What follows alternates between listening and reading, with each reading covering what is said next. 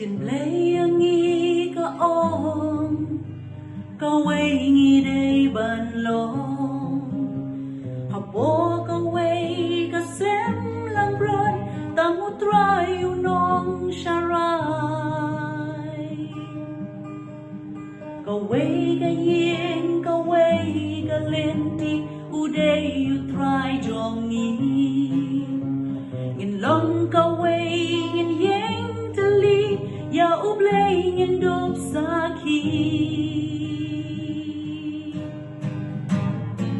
away ka sem ka way ka lenti uday you fly jongi man yalam lang yung part and real kurang play bandok kenti away ka sem ka way ka lenti uday you try jongi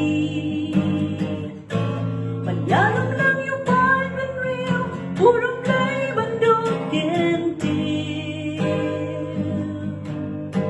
Go away day panlong Go away day panlong Go away day